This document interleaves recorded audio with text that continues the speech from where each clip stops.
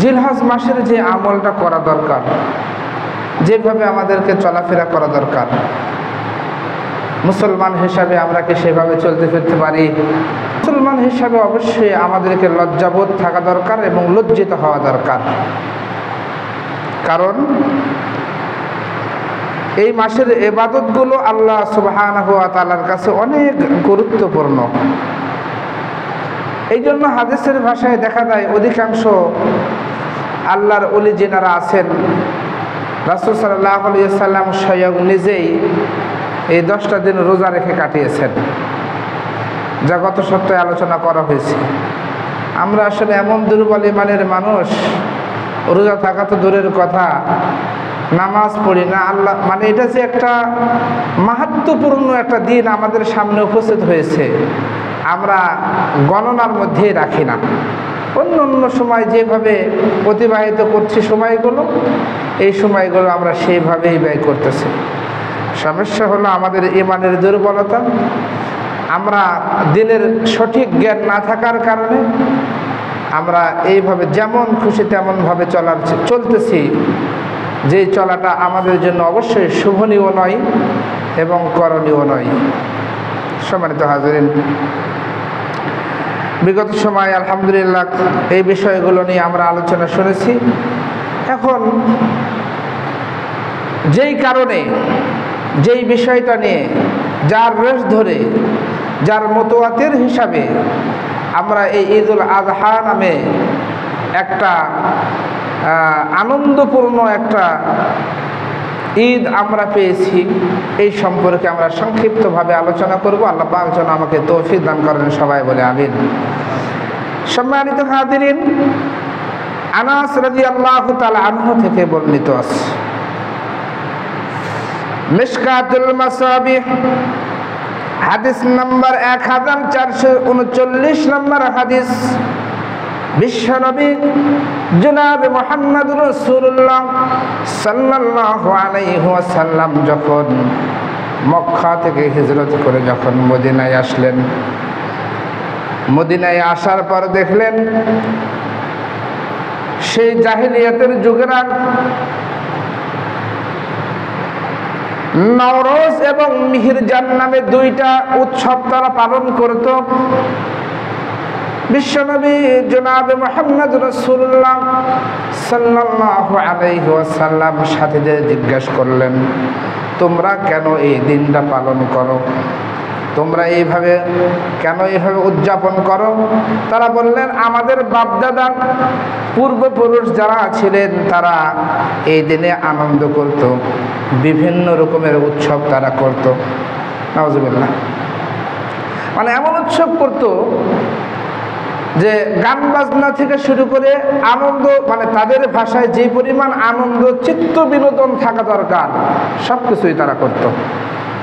তো এই হাদিসটি পড়ার পরে আমার কাছে এখন মনে হয়েছে সেই জাহেলিয়াতের যেই নওরোজ এবং মিহিরজান নামে যে 2টা উৎসব তারা পালন করত, আমাদের ঈদুল আযহা এবং ফিতরের অনুষ্ঠানে ঠিক ওই আনন্দগুলো, ওই নোংরামি আনন্দগুলো আজ আমাদের যুব সমাজের মধ্যে প্রবেশ করছে। কারণ ঈদের দিন আমাদের করণীয় কি আর আমরা করছি কি? সমস্যা হলো কি জানেন, এই মিম্বরে বসে ইমাম সাহেবেরা এই সত্য কথাগুলো এবং হকের পক্ষেগুলো কথা বলে মানুষকে সচেতন করতে পারে না, যে কারণে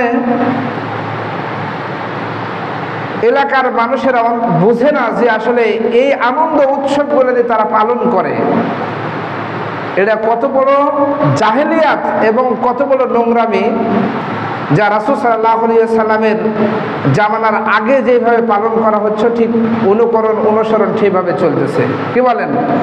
ঈদের দিন দেখবেন নোংরা কিছু পোলাপান আছে, এরা তো মুসলমানেরই সন্তান, তো বাপ মা যেমন নোংরা, পিতা মাতাও ঠিক তেমনি নোংরা।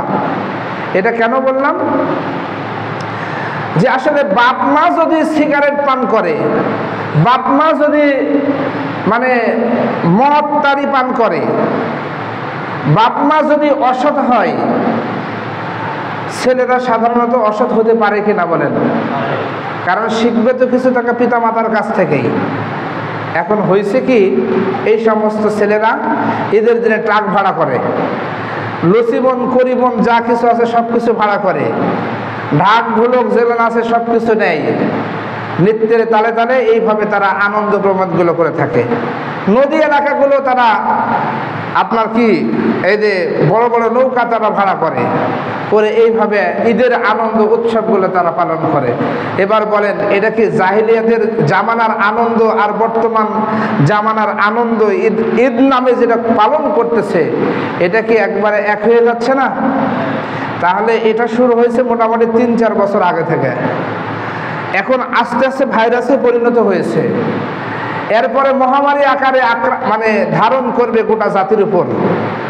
শাসন করার কেউ নাই তো, শাসন করবে কে? সরকার বাহিনী, পুলিশ বাহিনী।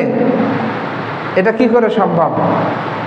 নিজে সৎ হলে তো অপরকে বলা যায় ভাই তুমি সৎ হও, নাকি বলেন?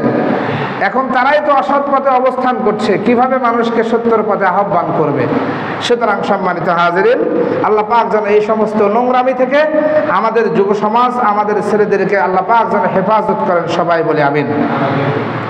বিশ্বনবী জনাব মুহাম্মদ রাসূলুল্লাহ সাল্লাল্লাহু আলাইহি ওয়াসাল্লাম তখন তার সাথীদেরকে বললেন, এই 2টা দিনের পরিবর্তে আল্লাহ সুবহানাহু ওয়া তাআলা তোমাদেরকে এমন একটি দিন দিতেছেন, এমন একটি দিন দিতেছেন আনন্দ করার জন্য, আনন্দ উৎসব পালন করার জন্য।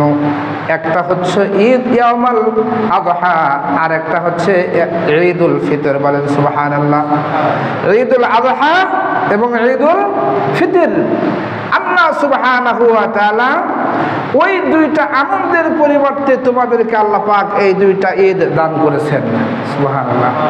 এখন সাহাবারা যেভাবে পালন করতেন, রাসূল সাল্লাল্লাহু আলাইহি ওয়াসাল্লাম যেভাবে এই দিনগুলো পালন করতেন, আমাদেরকে সেইভাবে পালন করা দরকার কিনা বলেন? দরকার না? অথচ দেখেন আমরা কিন্তু সেই জাহিলিয়াতের দিকে ধাবিত হচ্ছি।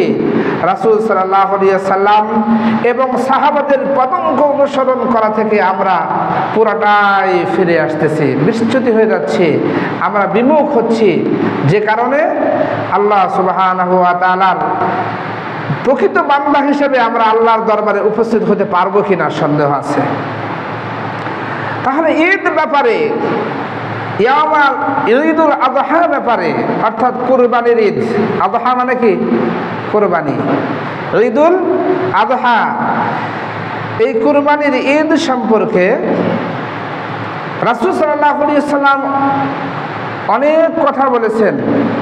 সব কথা তো বলা সম্ভব নয়, তবে সম্মানিত হাজিরিন, বিশ্বের ইতিহাস দেখলে পাওয়া যায় প্রত্যেকটা জাতিরা কিন্তু কুরবানি করেছেন।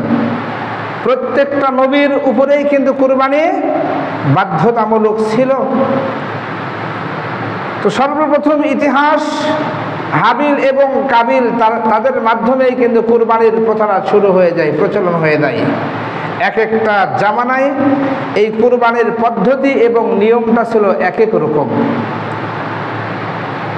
এগুলো তো লম্বা কথা, সংক্ষিপ্ত কথা হচ্ছে হাবিল এবং কাবিলের মাধ্যমে সর্বপ্রথম সূচনা হয় এই কুরবানি করার। সম্মানিত হাজিরিন, আল্লাহ সুবহানাহু ওয়া তাআলা হাবিলের কুরবানি কবুল করেছিলেন। তিনি হৃষ্টপুষ্ট একটা সুঠাম দেহের অধিকারী একটা দুম্বা কুরবানি দিয়েছিলেন। সুবহানাল্লাহ।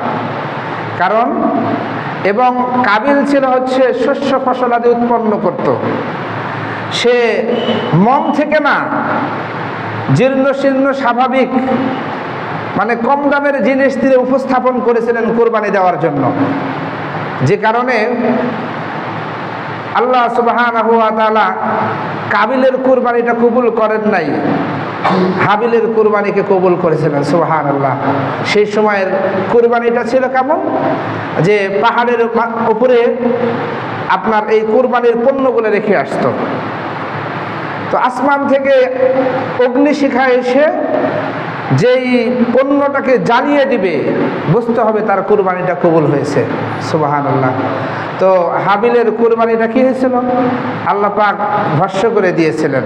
ভস্য করেন নাই, মুহাদ্দিসিনে কেরাম বলছেন যে হযরতে ইব্রাহিম আলাইহিস সালাতু ওয়াস সালাম ইসমাইলের পরিবর্তে যে কুরবানিটা করেছিলেন সেটা হচ্ছে কি দুম্বা ছিল। এক এক রকম এক একটা তাফসীর কারক এক রকম বর্ণনা করেছেন, অধিকাংশ মুহাদ্দিসের কারাম দুম্বার কথা বলেছেন। আর এই দুম্বাটাই ছিল হযরতে মানে হাবিলের যে দুম্বাটা ছিল ওই দুম্বাটাই বেহেশতের মধ্যে রাখা ছিল, সেখান থেকে নিয়ে এসে ইসমাইলকে সরাইয়া সেই ছুরির তলে ওই দুম্বাকে রেখে দিয়েছিলেন। সুবহানাল্লাহ। তো সম্মানিত হাজরিন, এই জন্য যে আল্লাহ সুবহানাহু ওয়া তাআলার জন্য একেবারে মন থেকে খালিসভাবে হৃষ্টপৃষ্ট কুরবানিকে দিবে, কুরবানি দিবে, আল্লাহ সুবহানাহু ওয়া তাআলা তার কুরবানিকে কবুল করবেন। এখানে বলা হচ্ছে ইন্নামা ইয়াতাকাব্বালুল্লাহু মিনাল মুত্তাকিন। সুবহানাল্লাহ, নিশ্চয়ই আল্লাহ সুবহানাহু ওয়া তাআলা মুত্তাকিন যারা আছে তাদের কুরবানি কবুল করে থাকেন।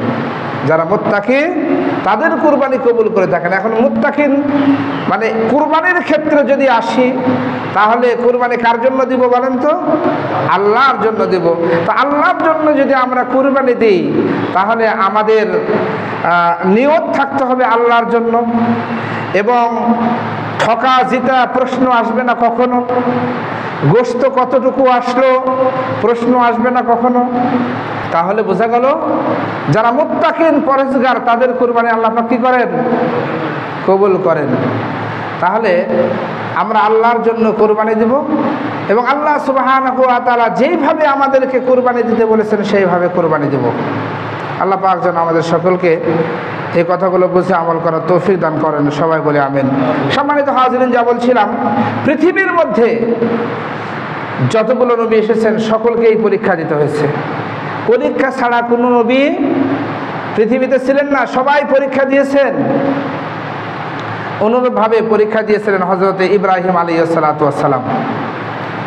ইব্রাহিম আলাইহিস সালাতু ওয়াস সালামকে আল্লাহ সুবহানাহু ওয়া তাআলা অনেক পরীক্ষা নিয়েছেন।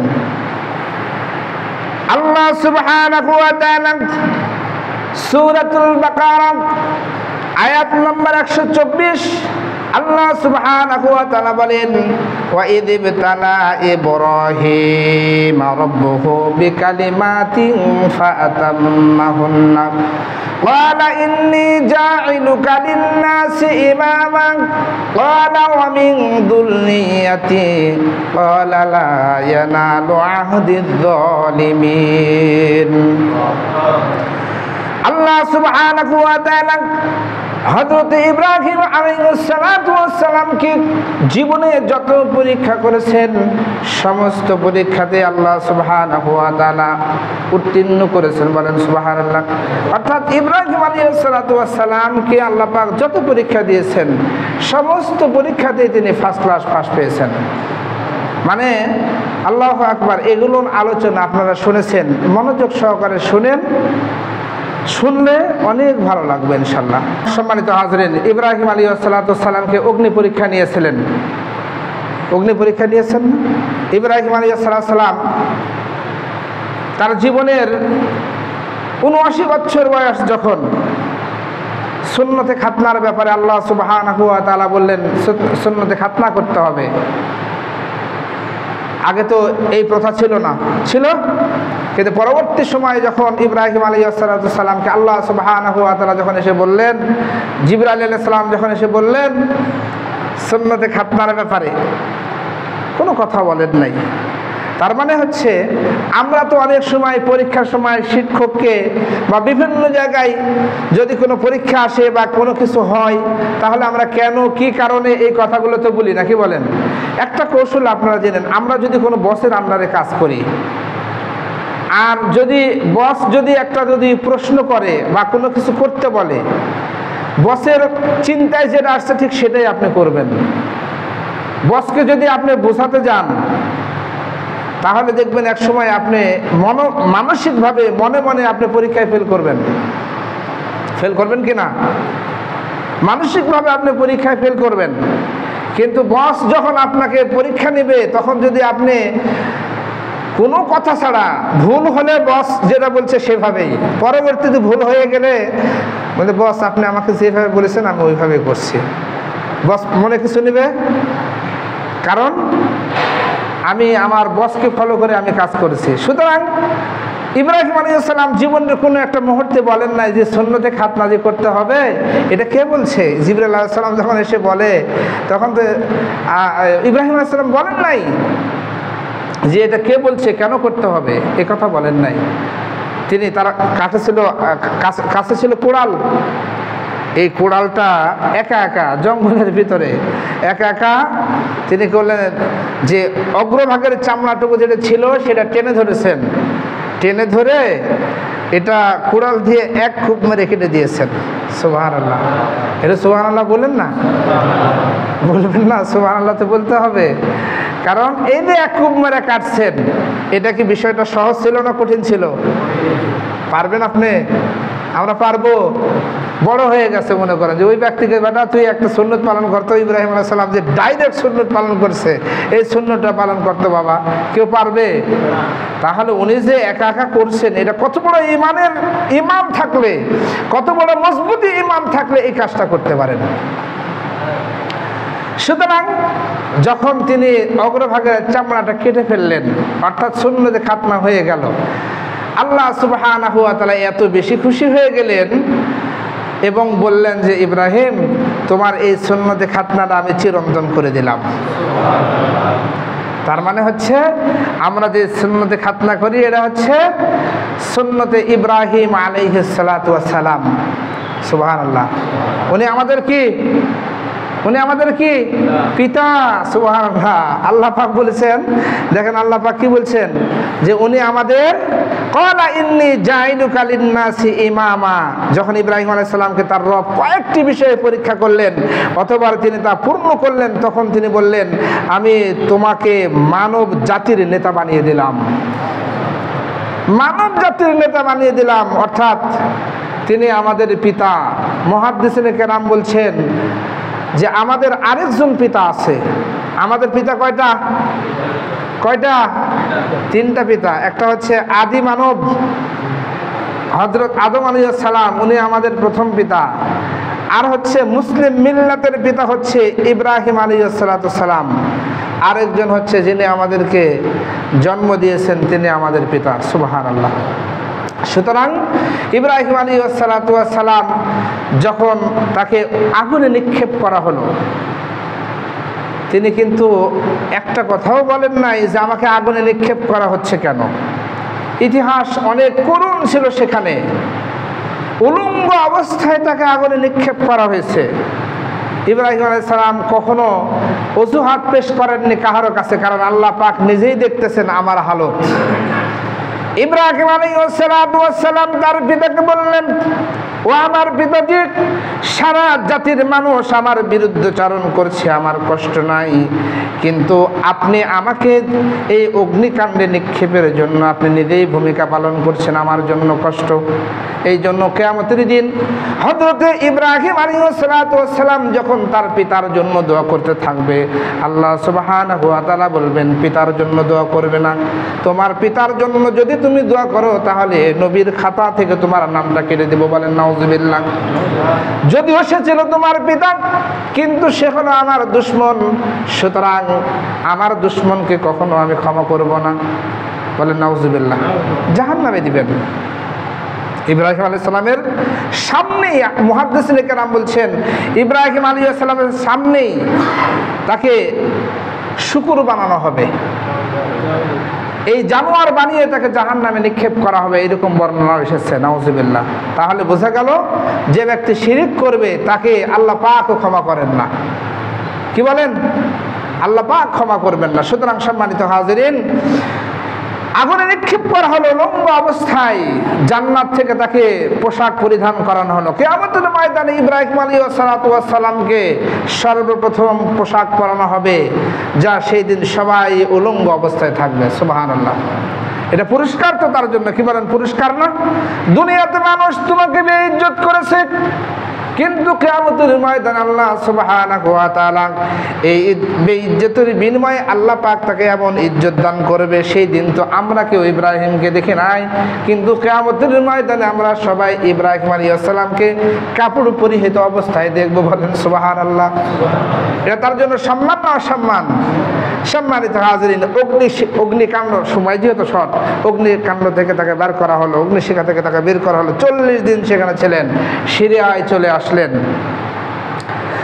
তার পরিবার নিয়ে সেখানে বসবাস শুরু করলেন। সংক্ষিপ্ত আকারে বলছি। সম্মানিত হাজিরিন, খুব সুখে স্বাচ্ছন্দ্যেই দিনাতিপাত করছিলেন। সম্মানিত হাজিরিন, আল্লাহ সুবহানাহু ওয়া তাআলা আরেকটা পরীক্ষা নিচ্ছেন এবার। তখন ওনার বয়স ছিল 81 বছর। কত বছর? 81 বছর। আপনার 2 বছর আগে কি ছিল? একটা পরীক্ষা ছিল হচ্ছে সুন্নতে খাতনা। 81 বছর বয়সে আরেকটা পরীক্ষা দিতে হচ্ছে তাকে, যে তোমার ছেলেকে নিয়ে রেখে আসতে হবে এমন এক জায়গায়, জনমানবহীন এলাকায় এক জায়গায় রেখে আসতে হবে। আল্লাহ হুকুম করলেন, জিবরাইল যাও। জিবরিল আলাইহিস সালাতু ওয়াস সালাম সামনে, জিবরিল আলাইহিস সালাতু ওয়াস সালাম সামনে, ইব্রাহিম আলাইহিস সালাম তার পিছনে হচ্ছে হাজেরা এবং তার সন্তান। সুবহানাল্লাহ। সন্তানের নাম কি? সম্মানিত হাজিরিন, জিবরিল আলাইহিস সালাতু ওয়াস সালাম রাহমান যাচ্ছেন তো যাচ্ছেন, কোথায় যাচ্ছেন? ইব্রাহিম আলাইহিস সালাতু ওয়াস সালাম প্রশ্ন করেন না, এমন এক জায়গায় নিয়ে চলে যাচ্ছেন, চতুর্দিকে মরুভূমি আর মরুভূমি। আল্লাহু আকবার। চতুর্দিকে মরুভূমি, জনমানব শূন্য এলাকা, গাছপালা তুরলতাহীন এমন এক উদ্যান ময়দানে হযরতে ইব্রাহিম আলাইহিস সালাতু ওয়াস সালামকে নিয়ে গেলেন। গিয়ে বললেন, এখানে অবস্থান করতে হবে। হাজেরাকে বললেন, এখানে অবস্থান করো বাচ্চাকে নিয়ে। চলে আসতেছেন। যখন চলে আসবেন, হাজেরা আলাইহিস সালাতু ওয়াস সালাম বলছেন, এইরকম মানবহীন মানব নাই এমন একটি জায়গাতে আপনি আমাকে কেন রেখে যাচ্ছেন? মুহাদ্দিসিনে কেরাম ঠিক এইভাবেই বর্ণনা করছেন। হাজেরা আলাইহিস সালাতু ওয়াস সালামের কথার জবাবে হযরত ইব্রাহিম আলাইহিস সালাতু ওয়াস সালাম শুধু আঙ্গুলটা আকাশের দিকে অনুসরণ করে বলছেন, ওই আল্লাহ সুবহানাহু ওয়া তাআলার হুকুমে তোমাকে এখানে রেখে যাচ্ছি। বলেন আল্লাহু আকবার। আল্লাহর হুকুমে তোমাকে এখানে রেখে যাচ্ছি। সম্মানিত হাজিরিন, হাজেরা আলাইহিস সালাতু ওয়াস সালাম সেখানে অবস্থান করেছেন। কিছু খাজুর ছিল আর কিছু পানি ছিল। অল্প 2-1 দিনের মধ্যে খাজুরগুলো শেষ হয়ে গেল, পানিগুলো শেষ হয়ে গেল। এবার বলেন, খাজুর এবং পানি যদি শেষ হয়ে যায়, খাবার যদি কিছু না থাকে, তাহলে তারা কি বাঁচবে? বাঁচবে? বলেন, বাঁচবে না। এমতো অবস্থায় হযরতে ইব্রাহিম আলাইহিস সালাম, হযরতে হাজেরা আলাইহিস সালাম সন্তানকে দুধ পান করাবেন। বুকে কোনো দুধ নাই, নিজের পেটে যদি খাবার না থাকে, সন্তানেরা দুধ পাবে, খাবার পাবে? সম্মানিত হাজিরিন, হাজেরা আলাইহিস সালাতু ওয়াস সালাম ছটফট করছেন কিভাবে তার বাচ্চাকে খাওয়াবেন, কিভাবে তার বাচ্চাকে বাঁচিয়ে রাখবেন। নিজের মাও ক্ষুধার্ত, কিন্তু তিনি তার নিজের কথা ভুলে গেছেন। তখন তিনি দৌড়াদৌড়ি শুরু করছেন, স্বাভাবিকভাবে, তাই তো নাকি? বলেন, ইন্নাস সাফা ওয়াল মারওয়াতা মিন শাআইরিল্লাহ ফামান হাজ্জাল বাইতা আও ইতামারা ফালা জুনাহা আলাইহি আইয়াতাওয়াফা বিহিমা। সুবহানাল্লাহ। হাজেরা আলাইহিস সালাম দৌড়াচ্ছেন, ওই মাথায় সাফাতে একবার যাচ্ছেন, মারওয়াতে একবার আসছেন, সাফাতে যাচ্ছেন, মারওয়াতে একবার আসছেন। 7 বার দৌড়াদৌড়ি করলেন। বাচ্চা এদিকে মৃত্যুর সাথে, মৃত্যুর মুখোমুখি প্রায়। আল্লাহু আকবার। মৃত্যু মুখোমুখি প্রায়। এখানে একটা কথা, আমাদের প্রচলিত একটা কথা কিন্তু চলে আসছে, আল্লাহ মাফ করুক। সেটা হচ্ছে, অনেক সময় বলে না, মৃত্যুর সাথে পাঞ্জা লড়ছে। এই কথা বলা হয়তো নাকি? বলেন। আচ্ছা বলেন তো, এই কথাটা কি বলা সম্ভব? এই কথা বলা যাবে? কারণ মৃত্যুর সাথে পাঞ্জা লড়ার ক্ষমতা কারো আছে নাকি?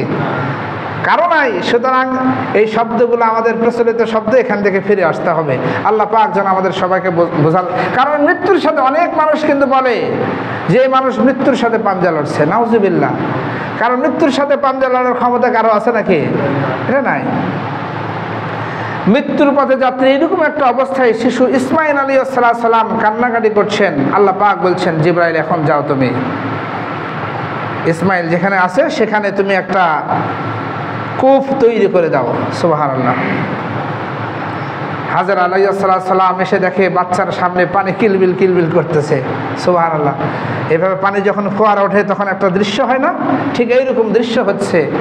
সর্বপ্রথম হাজরা আলাইহিস সালাম তার বাচ্চাকে পানি পান করাইছেন, নিজে পান করলেন। করার পর সেখানে চতুর্দিকে একটা বেষ্টনী দিয়ে দিলেন, চতুর্দিকে একটা বেষ্টনী দিয়ে দিলেন। কারণ পানি তো বিভিন্ন জায়গায় ছড়িয়ে ছিটে চলে যাচ্ছে। বিশ্বনবী জনাবে মুহাম্মদ রাসূলুল্লাহ সাল্লাল্লাহু আলাইহি ওয়াসাল্লাম বলছেন, যদি এই হাজরা যদি চতুর্দিকে বেষ্টনী না দিত তাহলে গোটা পৃথিবীটা প্লাবিত হয়ে যেত। বলেন আল্লাহু আকবার। গোটা পৃথিবী প্লাবিত হয়ে যেত। সম্মানিত হাজরিন, সময় শেষ, সংক্ষিপ্ত শেষ কথা। আরেকবার পরীক্ষা নিলেন। দেখেন প্রত্যেকটা পরীক্ষাতে, আচ্ছা এবার বলেন তো মানে হৃদয় বিদারক ঘটনা না যে যেই বাচ্চা 81 বছরের পর একটা বাচ্চা হলো, এই বাচ্চা জীবনের একটা শেষ প্রান্তে, এই বাচ্চাকে মহব্বতের না বলেন? এইভাবে রেখে আসা কি সাধারণ ছিল? সাধারণ ছিল? অনেক কষ্টের ছিল। বাচ্চা যখন একটু পিতার সাথে যখন চলাফেরা করার মতো বয়স হয়ে গেল, ফালাম্মা বালাগা, বালাগা মানে বালিগ হওয়া, 10 বছর বয়স, মুফাসসিরিন বলেন 9 বছর, 10 বছর বা 12 বছর বয়সে যখন উপনীত হলো, তখন আল্লাহ সুবহানাহু ওয়া তাআলা আবার এই আয়াত দিয়ে বলছেন, ফালাম্মা বালাগা মাআহুস সায়া ক্বালা ইয়া বুনাইয়া ইন্নী আরা ফিল মানামি আন্নী আযবাহুকা ফানদুর মাযা তারা। আদিষ্ট হলেন ইব্রাহিম আলাইহিস সালাম, এবার চলে গেলেন প্রিপারেশন নিয়ে, ছেলেকে কোরবানি দিতে হবে। অনেক লম্বা ঘটনা, কিন্তু আমি জাস্ট আপনাকে হেডলাইনটা বলছি। চলে গেলেন, বাচ্চাকে জবাহ করতে হবে, ফুল প্রিপারেশন, আল্লাহর হুকুম। আচ্ছা বলেন, এই সন্তানের প্রতি ইব্রাহিম আলাইহিস সালামের কোনো মায়া ছিল না? বলেন তো, মায়া ছিল না? যতগুলো পরীক্ষা নিচ্ছেন সবগুলো পরীক্ষাতে পাশ করছেন না? তা আল্লাহ সুবহানাহু ওয়া তাআলাও তো আমাদেরকে পরীক্ষা নেন। কি বলেন, আমাদেরকে পরীক্ষা নেন না? আল্লাহ সুবহানাহু ওয়া তাআলা আমাদেরকে পরীক্ষা নিলে কি আমরা পাশ করতে পারি? কোন পাশ করতে পারি? আপনারাই বলছেন পারি না। মিনিমাম 5 বার আল্লাহ পাক আমাদেরকে পরীক্ষা নেন প্রত্যেকটা দিন। কয়বার পরীক্ষা নেন? আল্লাহ পাকের কথা না, হাইয়া আলাস সালাহ হাইয়া আলাল ফালাহ। কার কথা? হাইয়া আলাস সালাহ শব্দের অর্থ বুঝেন না? আসো নামাজের দিকে আসো, হাইয়া আলাল ফালাহ, আসো কামিয়াবির পথে আসো। এই ডাকটা যে আল্লাহ পাক দিতেছেন, পরীক্ষা করতেছেন আল্লাহ পাক আপনাকে আমাকে, আমরা কি এই পরীক্ষায় পাশ করতে পারছি? তাহলে এটা আমাদের দুর্বলতা না? দেখেন, আমরা কিন্তু কোনো পরীক্ষায় পাশ করতে পারি না, অথচ আমরা নিজেকে মুসলমান দাবি করি, আমরা আবার নিজেকে ইমানদারও দাবি করি, আমরা আবার ইসলামের হয়ে বড় বড় কথাও বলতে পারি।